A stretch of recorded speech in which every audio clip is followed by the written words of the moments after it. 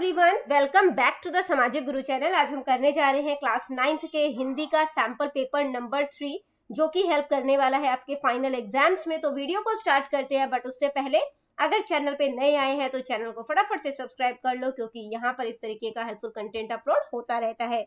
तो चलिए बिना देरी किए वीडियो स्टार्ट करते हैं। तो बच्चों, सबसे पहला क्वेश्चन जो हमसे पूछा गया है भाग क से बहुवैकल्पिक प्रश्न है, ठीक है, जिसमें कि आपको जो है मतलब कि ऑप्शंस जो है वो दिए गए हैं, उसमें से आंसर जो है वो चूज करना है, ठीक है। तो पहला क्वेश्चन है, हिंदी भाषा की लिपि कौन सी है? उत्तर है देवनागरी। नेक्स्ट है, ये जो आपको वर्ण दिए गए हैं, इनको जोड़कर बनने वाला शब्द कौन सा है? तो देखो, ये नीचे जो है वो हलंत डाला है, इसका मतलब है आधा थ है ये, ठीक है। तो थ में आ मिला दोगे तो था बन गया, न में ए मिला दोगे तो क्या बन जाएगा? थाने, ठीक है। फिर द में आ मिला दिया तो क्या बन गया? दा।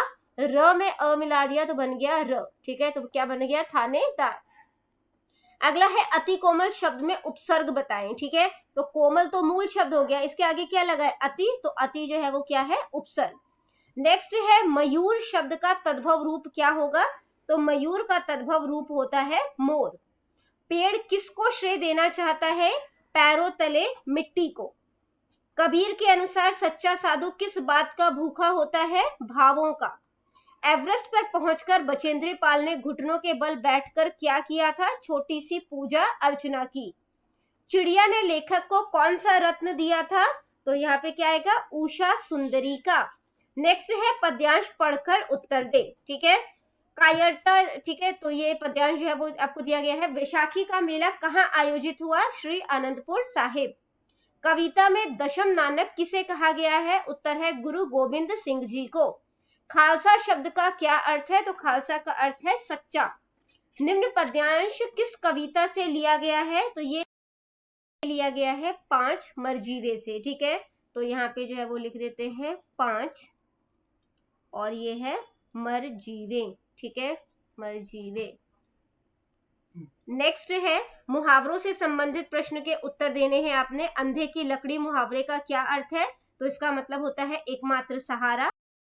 बाहरी दिखावा किस मुहावरे का अर्थ है? तो उत्तर है ढोल की पोल। खिसियानी बिल्ली खंबा नोचे लोकोक्ति का क्या अर्थ है? तो इसका मतलब है कि अपमान का बदला दूसरों से लेना। बाद बेटा जो अगला प्रश्न है वो है, निम्नलिखित गद्यांश को ध्यानपूर्वक पढ़े और दिए गए प्रश्नों के उत्तर दें, ठीक है। तो क्वेश्चन सॉल्व करते हैं। पहला प्रश्न है, खेलों के बारे में लोगों की पहले क्या मानसिकता थी? तो उत्तर है पहले खेल कूद को लोग पढ़ाई में बाधा मानते थे, ठीक है। अगला प्रश्न है, खेलों से हमारे शरीर पर क्या प्रभाव पड़ता है? तो यहाँ पे इसका उत्तर, खेलों से हमारा शरीर स्वस्थ रहता है, उसमें चुस्ती और फुर्ती आती है, और पसीना बह जाने से शरीर की गंदगी बाहर निकलती है और रक्त का संचार बढ़ जाता है। शरीर के साथ साथ खेलों का बुद्धि पर भी प्रभाव पड़ता है, ठीक है। ये हो गया आंसर नंबर 2। नेक्स्ट है, सरकारें खिलाड़ियों के लिए क्या कर रही हैं? तो सरकारें भी खिलाड़ियों को अधिकाधिक सुविधाएं देने में प्रयासरत है।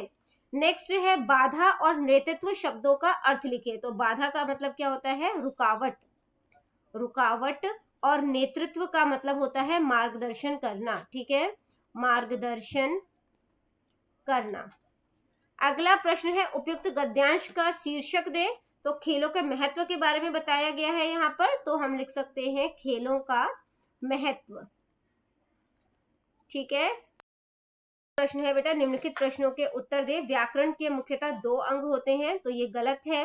धोखेबाज का वर्ण विच्छेद, इसको ज्वाइन करके देख लेते हैं। ध में ओ जोड़ोगे तो धो बन गया, ख में ए जोड़ा तो खे बन गया, ठीक है। आधा ब है, उसमें आ जोड़ा तो बा बन गया, ठीक है। ज में अ जोड़ दिया, आधा जो है उसमें अ जोड़ दिया तो ज बन जाएगा, तो धोखेबाज बन गया, तो ये बिल्कुल ठीक है। नेक्स्ट है, धोबी शब्द का लिंग परिवर्तन धोबन होगा, तो धोबन नहीं होता, धोबिन होता है, ठीक है। तो ये भी गलत है। इसके बाद बुढ़ापा शब्द का शुद्ध रूप बुढ़ापा है, बिल्कुल सही है। भाषा के कितने रूप हैं? भाषा के 2 रूप हैं, ठीक है। हिंदी की लिपि देवनागरी है, तो ये बिल्कुल सही है। इसके बाद अगला प्रश्न है, निम्नलिखित प्रश्नों के उत्तर दे। नीरू को प्रायः किसका अभाव खलता था? उत्तर है अपनी माँ का, अपनी माँ का। ठीक है। अगला प्रश्न है, महाभारत का युद्ध किन किन के मध्य हुआ था? तो ये कौरवों और पांडवों के मध्य हुआ था। ठीक है, तो आप लिखोगे कौरवों और पांडवों के मध्य। नेक्स्ट है, जुम्मन शेख की गाढ़ी मित्रता किसके साथ थी? अलगू चौधरी के साथ। अलगू चौधरी। अगला प्रश्न है, पर पहुंचने वाली प्रथम भारतीय महिला कौन थी? ठीक है, तो प्रथम भारतीय महिला जो है उनका नाम क्या था? बचेंद्री पाल। देखो यहाँ पे लिखा हुआ है।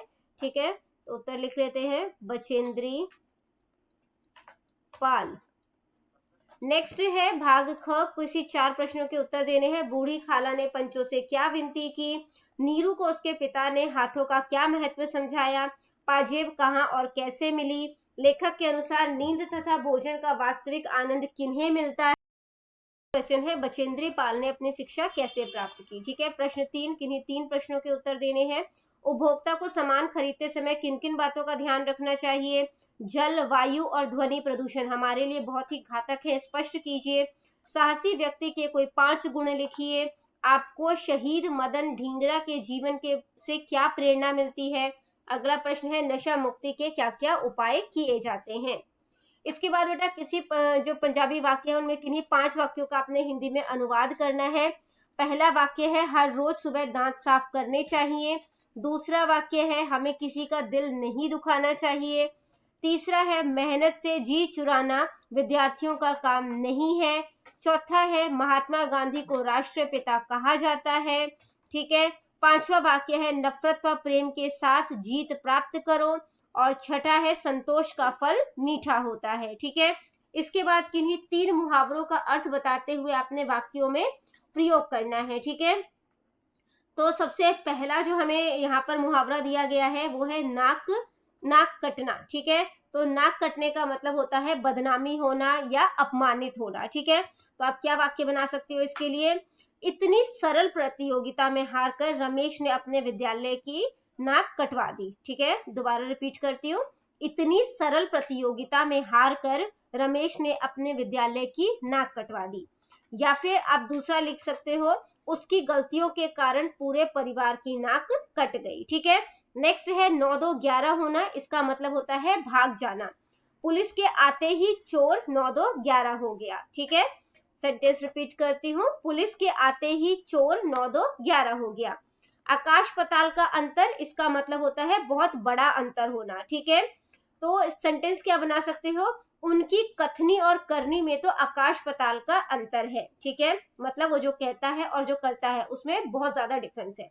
तो दोबारा रिपीट करती हूँ सेंटेंस, उनकी कथनी और करनी में तो आकाश पताल का अंतर है। अगला है छक्के छूटना, तो इसके लिए क्या, इसका मतलब क्या होता है? बुरी तरह से हार जाना या पराजित हो जाना। ठीक है, तो सेंटेंस क्या बना सकते हो? उसने अपनी मेहनत से सभी के छक्के छुड़ा दिए। उसने अपनी मेहनत से सभी के छक्के छुड़ा दिए। फिर है ईंट से ईंट बजाना, इसका मतलब होता है सब कुछ नष्ट कर देना या तहस नहस कर देना। ठीक है, तो इसके लिए सेंटेंस क्या बना सकते हो? भूकंप ने शहर को तहस नहस कर दिया, मानो उसकी ईंट से ईंट बजा दी गई हो। या दूसरा वाक्य लिख सकते हो, अगर कोई हमारे देश की तरफ आंखें भी उठाए तो हमारे देश के सैनिक उसकी ईंट से ईंट बजा देंगे। ठीक है, इसके बाद भाग घ है, किसी एक विषय पर पत्र लिखना है।